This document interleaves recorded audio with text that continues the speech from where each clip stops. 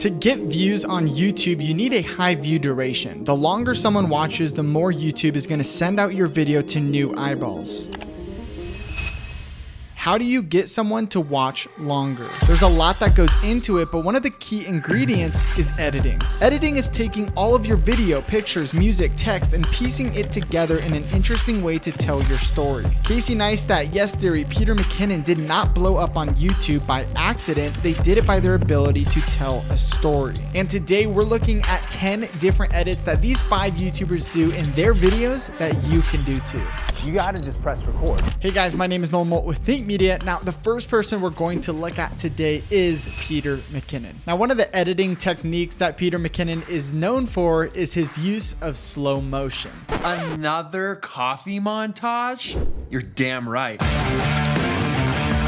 You can see here that all of these clips are in slow motion. And so you can actually do this in your video too. You just need to shoot in 60 frames per second on your camera or higher if it lets you. And then in your editing program, bring the speed to 50% or 40% and you got slow motion just like Peter McKinnon. Now you can see in these clips that he's using slow motion, but his editing is still fast paced. So when you are using slow motion, don't be afraid to cut quickly. You don't want to drag things on too long. I think Peter McKinnon does a great job of utilizing slow motion with fast cuts. Now this next edit that Peter McKinnon does in his videos is not as flashy, but it is a great thing to add to your edits. So let's watch this real quick and see if you guys can spot it. Okay, so the plan is to, there's really no plan. It's just to get rid of it. Was right there. I don't know if you saw it, but this is what we call a J cut. A J cut is when you have 2 different clips and the audio from the second clip starts before you even see the second clip. So let's look back at these 2 different clips and how he incorporated this J cut.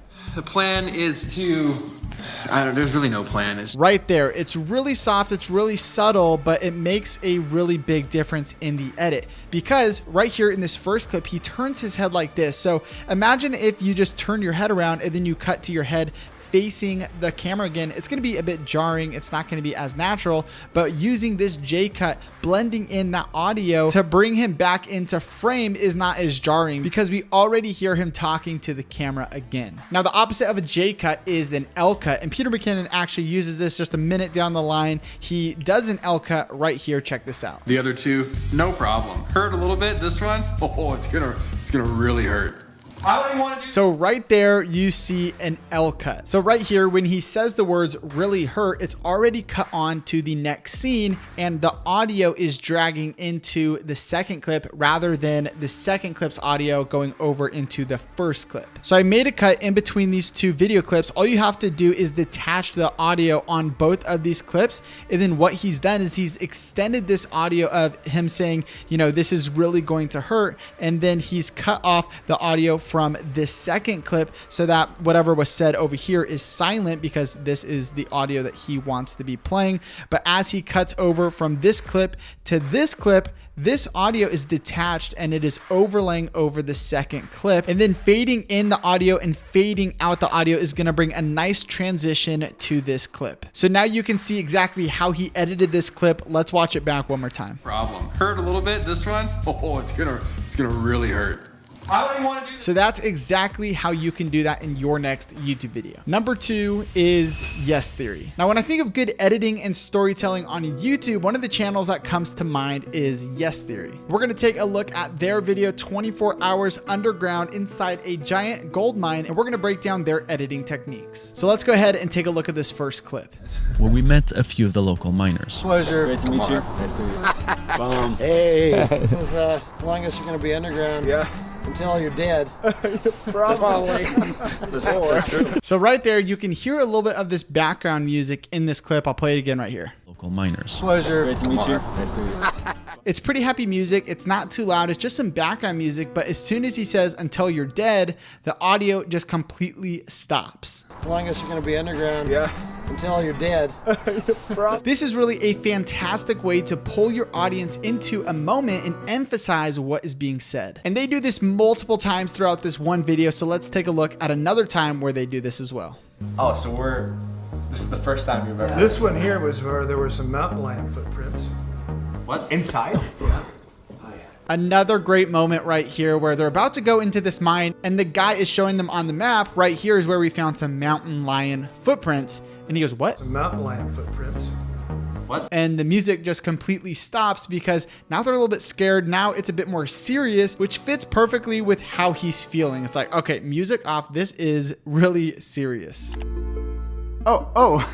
Hey there. Since we've been talking a lot about music and editing, I wanted to share something really cool with you guys because this video is sponsored by Epidemic Sound. Now, I've been using Epidemic Sound in these Think Media videos for a long time, and I love their library and their variety of music. I love that they have happy, upbeat music like this. And they also even have some really cool swaggy hip hop stuff like this. You see the drippy, I'm fitted up.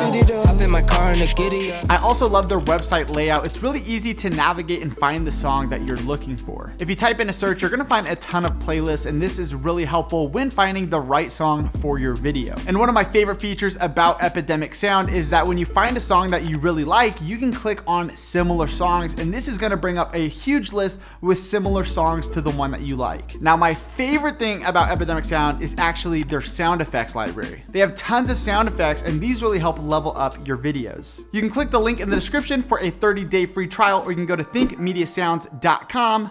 Okay, let's get back into the video. The second thing that I notice in their edits that they do a great job of is their choice of music. They constantly change up the music in the video to fit the emotions that you are feeling with them throughout this entire journey. Now, in this clip right here, they're going into the mine. It's a bit unknown. They're very scared. They're not sure exactly what is going to happen. And listen to the music that they use here. This isn't a cave. Every bit that you see here was excavated by a human hand. Wow, we're going deeper? Are you kidding? He laughs at a lot of my questions. Yeah. It's very scary music. It's very ominous. It's mysterious. It feels like a suspense thriller, maybe a horror film. But once we make it to the end of the video, they've spent their time inside of this gold mine, and they basically get rescued from this guy who picks them up on these train tracks. The music is completely different. So check this out. Who's there? I'd let you pack your gear out. Yeah. Amazing. Were you guys worried? No, I knew you had a plan. We're making it. A bit more upbeat, a bit happier. Right out in style. Wow. We made it. Wow. That's the best way out. And right there, they're saying, you know, we made it. They're smiling, they're laughing, and the music just totally fits this moment of the video. And this is something you can totally do inside of your YouTube videos too. Changing up your music can be a really good thing to help tell the audience exactly how you are feeling and the emotions involved in that moment. Number 3, going to a classic, Casey Neistat. Let's check out the beginning of this vlog by Casey Neistat.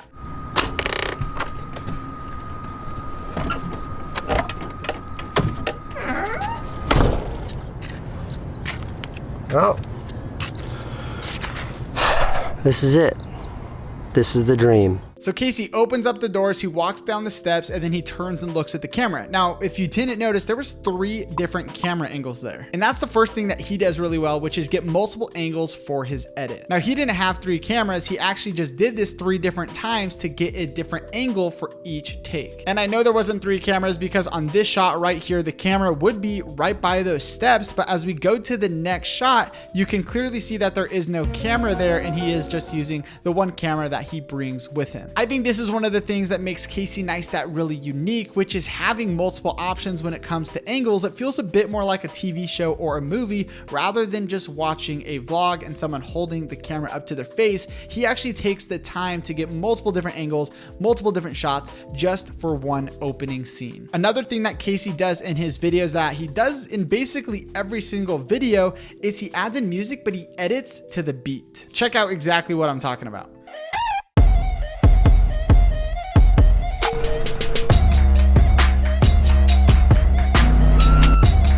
And you can do this in your videos too. If you zoom in onto your audio waveforms, you can see these big jumps, and these are like a bass hitting or a snare hitting, and he likes to cut right on those drops in the beat. And so you can do this in your videos too. Just by looking at these waveforms and listening to the rhythm, you can actually cut to your music as well. Another thing he does while editing music to the beat is he'll start a time lapse when the beat drops. And so here's a great example of that.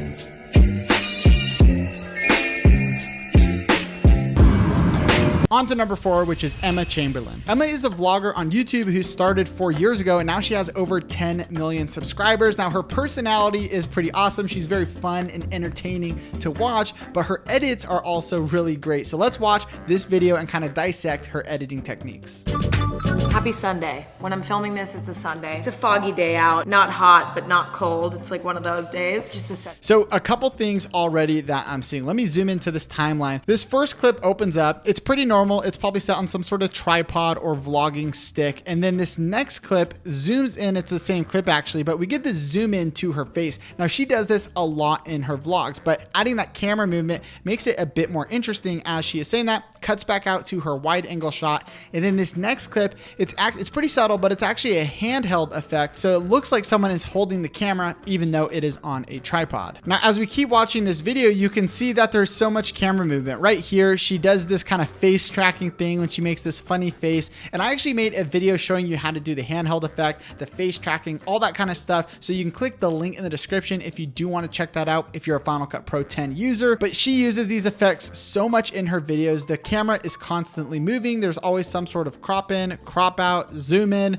handheld effect. You know, there's a lot of stuff that she does and it takes time, but it really makes it more interesting to watch, especially with her style. It really suits her and the editing just feels like it is a part of who she is. Another thing that Emma does a lot is jump cuts. Jump cuts are taking your clip, removing out parts in them to speed along the process so it looks like time is passing by quicker, and she uses this in a very speedy, quick editing to get something across in a very short amount of time.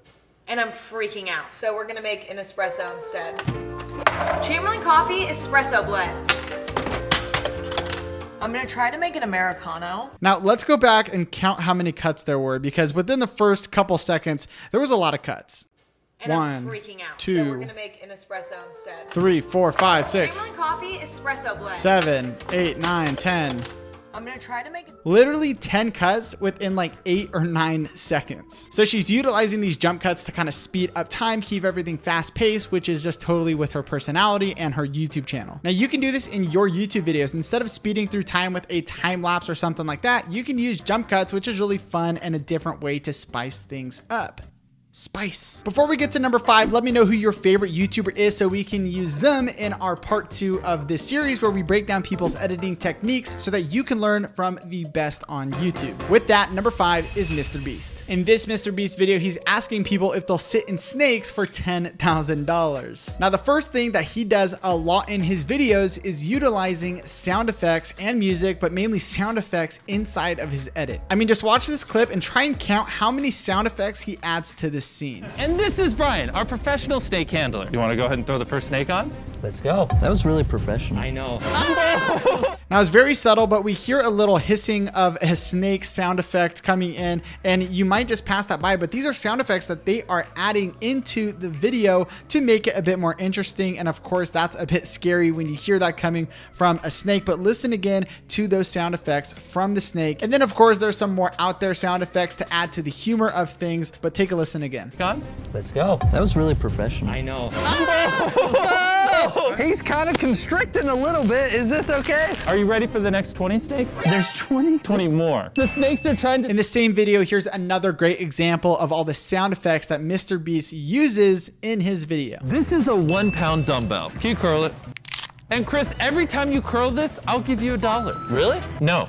But every time Noah, come on in here, curls it, I'll give him $1. $1. I'm just gonna throw it. Now, Mr. Beast is in that entertainment niche, so he is trying to keep things moving along, be very quick and fast-paced in his editing, and the sound effects do help keep our attention. The second thing Mr. Beast does in his edit is he uses these texts to pop up during the videos. Mary, see what's inside. Is that mine? Earlier today, I broke into Chandler's house and stole his teddy bear. That's mine. That's Flash. So right there, he's using this text because it's funny and he really wants people to focus in on those words. So when you have words pop up on your video, the viewer wants to look at those words and really emphasizes what is being said. Let's see where Chris went with all that money from the gym. All right, we're headed to Best Buy. I'm gonna get Noah a Theragun. It costs $400, which is a lot, but I think it's gonna make him so much more money if he gets that arm worked out, you know what I'm saying? Oh wait, that one's $600.